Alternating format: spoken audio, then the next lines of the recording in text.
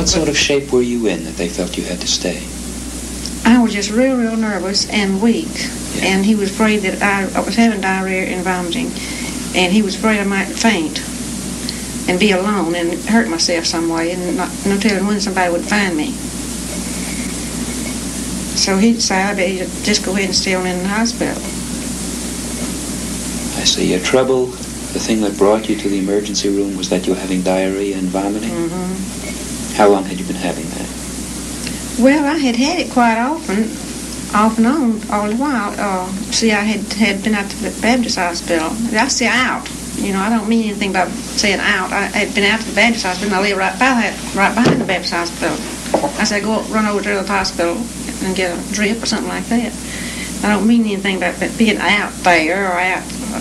I just use it as a term. Mental hospital is a different term. When I went out there, I was on the impression that it would be different than the hospitals. And I asked Willard, I said, Willard, if I need to go to a mental institution, I said, well, don't you think it'd be better to go to the university hospital than to go to a private institution or some other kind of institution? I said, you scare me to death, put me out of Whitfield. He said, yes, it would, Annie, it really would. And he says, I think you should see a psychiatrist and let him recommend what you should have. Had you been out to Whitfield before? No, only to see patients, visitors. I have not been out there, a patient myself, no. You see how my voice does me now when I get real nervous? That Dr. Pugh that they sent me out on Social Security form, see, that's the first psychiatrist I've ever seen.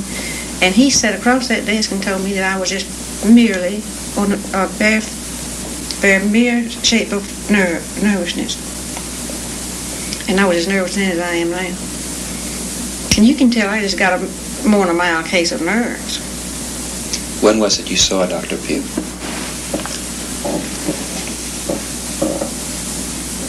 Yesterday, some doctor sees me up here every day. See, I'm just a regular case history in the hospital now. Take routine medicine. How long have you been with us, Miss Berry? As a patient? Yes. Since Monday. How many days is that? Let's see, Monday, Tuesday, Wednesday, Thursday, Friday, Thursday. That's 4 days.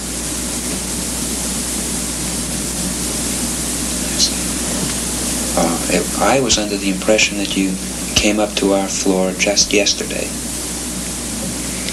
No, I don't know why you got that impression, because I've been a patient since Monday.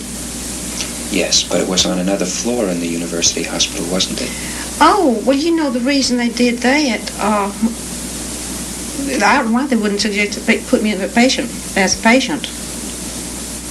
Because Willard suggested that I see a psychiatrist, and I said, well, who should I see?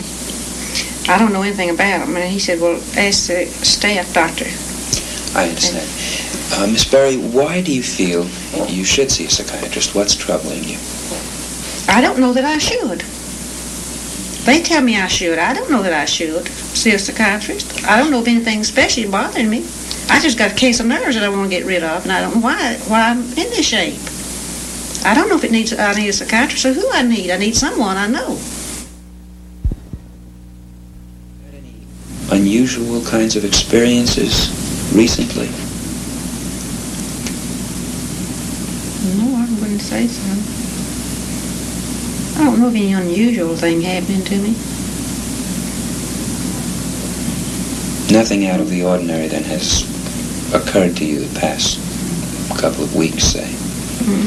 No. I can't recall anything out of the ordinary passing through my mind. Have you ever had the experience of having any unusual kinds of thoughts?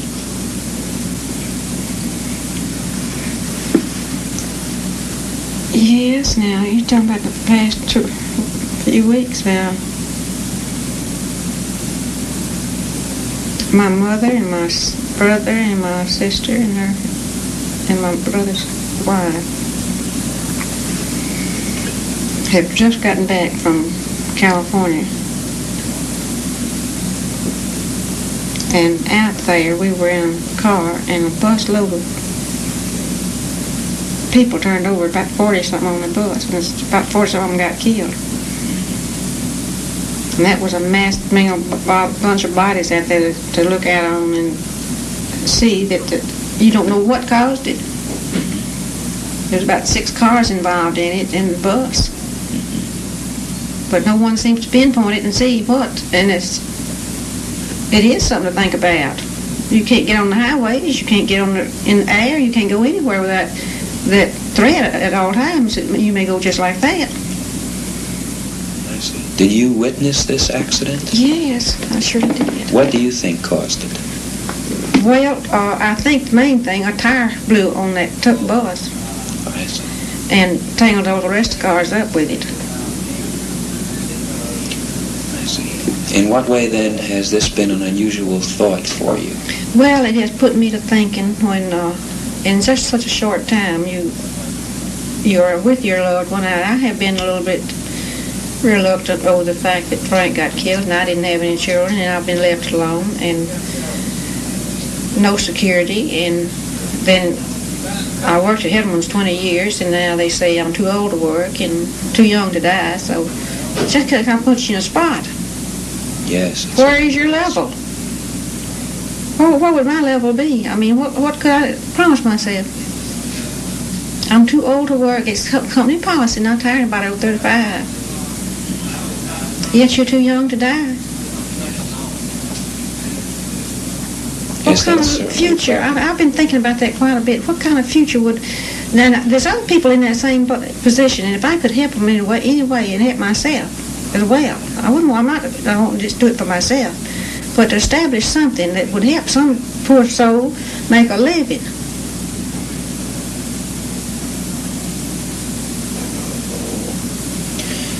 Miss Berry, have you ever had the experience of hearing any voices when there was no one around? Well, I have since I've been over here. Since I've been in the hospital, I've thought I heard voices, and I'd look for them and couldn't find them. That's happened since you've been in the hospital? Yes. What were the voices saying?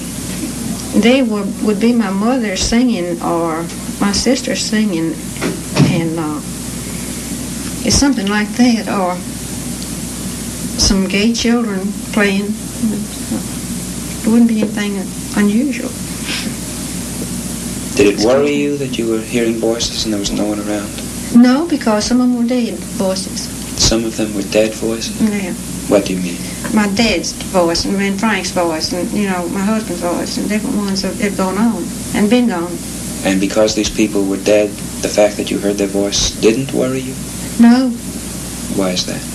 It just didn't, because they couldn't be hearing up there too. Yes. Then how do you account for the fact that you were able to hear them? That's through communication. It's through communication? Yeah. What sort of communication? I don't know what kind of communication you call it, but not everybody feels it. Not everybody sees that and hears that. But you do? Not all the time. I don't do that all the time. Yes. And how do you explain the fact that you are one of the few who do? Well, I suppose anybody could. I'm not putting myself as one of the few that could. I'm not saying I'm like that, no. Anybody could? Anybody should put themselves and concentrate on the fact they could. I see. Have you ever had the experience of seeing anything seeing anything that wasn't really happening? No, I never have seen anything that didn't happen. Mm-hmm. But I've heard the voices. But you've heard the voices. Mm-hmm. Have any of the voices ever said unkind things? No. No. Been very kind. Do they ever say nice things about you? Well, occasionally they'll say, this is such a pretty dress. I don't remember you having this dress, or something like that. But never too much flattery or anything. It's mostly singing or soft talking and saying, don't feel alone. We're always close by. I see. There's another room. I see. They say not to feel alone, that they're close by. Yeah. And yet, you told me that you do feel alone. Occasionally, I do feel alone, yes, sir. Monday night, I dreamed that she came, but she never did come. But I was so sure she was there. And in the back of my apartment is a sunken garden, concreted all the bottom and the sides, about 8 feet deep. And I dreamed that she told me and the garage is past that sunken garden. I dreamed she told me she's going to the car and get something out of the car. Well, she didn't come back. And I thought, oh, my Lord, Boots is falling in that sunken garden. And she was in there and didn't know how to get out. I had the fire department out there and the police force out there and everything. In a nightmare now. How would I know to call those numbers? I'm not quite sure. I see what you mean, Miss Berry. Do you mean that perhaps you don't remember our talk last week because it was a nightmare somehow? Mm-hmm. How could that be? Well, when would we have our talk? We talked last Thursday. Remember you told me about having come to the university hospital and the fact that you had a drip and then they had to put you into the hospital overnight? Do you recall that? No, but that's what it was. I don't recall talking with you. You don't. Remember you told me about... You're so much like Dr. Edwards. I mean, I guess I've gotten the two of you confused. I see. Do you remember being in this room? No. You don't? Mm-mm. I see. Do you remember going next door and seeing yourself on television? Yes. That you remember? I remember. But I was thinking all the time of Dr. Edwards. I see. I remember that. You remember going next door and seeing Yeah. her? But you don't remember being in this room? No, I don't. I see. But I do remember going and seeing the recording of the conversation we had. I see. Do you remember how you felt at that time when you were watching the television? I thought that was a terrible-looking old woman sitting up there. But I did want some help. I didn't know what was wrong with me, see. And I was all confused. I didn't know why. Willard told me that he was going to send me upstairs, or either I was going to have to go to Whitfield. And I didn't know but what I was at Whitfield. I didn't know where I was. You didn't know where you were? No, I didn't remember coming up here. Yes. When did I come up here? Monday night or Tuesday morning or Wednesday or what? I don't even remember. I remember coming to the hospital on Monday night. Yes. You came up to our floor on Tuesday.